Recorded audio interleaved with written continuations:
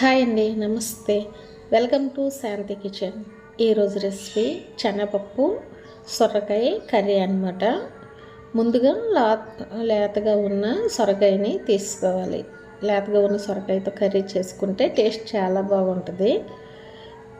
అలాగే stove on చేసి కడాయి పెట్టి ఒక స్పూన్ ఆయిల్ వేసుకోవాలి. ఆయిల్ వేడయ్యాక ఆవాలు కొంచెం వేసి ఫ్రై చేసుకోవాలి. ఆవాలు ఫ్రై అయిన తర్వాత పచ్చిమిర్చి అలాగే ఆనియన్ కట్ చేసి వేసుకోవాలి. కొంచెం ఫ్రై అయిన తర్వాత అల్లం వెల్లుల్లి పేస్ట్ కొంచెం వేసుకోవాలి. పచ్చివాసన పోయే వరకు ఫ్రై చేసుకోవాలి. అలాగే కొంచెం కరివేపాకు కూడాను వేసుకోవాలి. అన్నీ బాగా ఫ్రై అయిన తర్వాత ఒక పెద్ద టమాటాని కట్ చేసి వేసుకోవాలి. చిన్నవి అయితే 2 వేసుకోవచ్చు.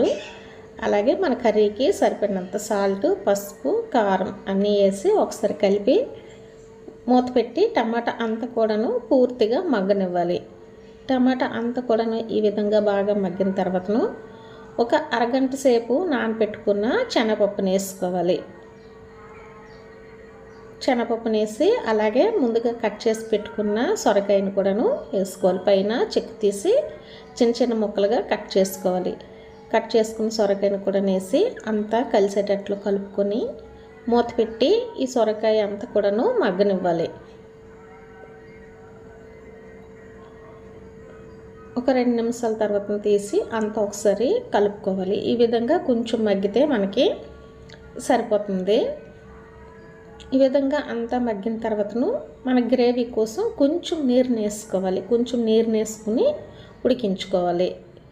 కొంచెం నీరు వేసి ఉడికించుకుంటే సొరకాయ కూడా బాగా ఉడుకుతుంది. అలాగే మనం వేసిన శనగపప్పు కూడాను బాగా ఉడికి టేస్ట్ బాగుంటుంది. మధ్యలో ఒకసారి కలుపుకుంటూ చూసుకోవాలి. అలాగే 1/2 స్పూను ధనియా పౌడరు, కొంచెం గరం మసాలా వేసుకోవాలి. ఎక్కువ మసాలా టేస్ట్ లేకుండా కొంచెం మసాలా వేసుకుంటే బాగుంటుంది. అంతా ఒకసారి కలిపి కర్రీ అంతా దగ్గరికి అవ్వనివ్వాలి. ఈ విధంగా అంతా కూడాను దగ్గరికి అవ్వాలి.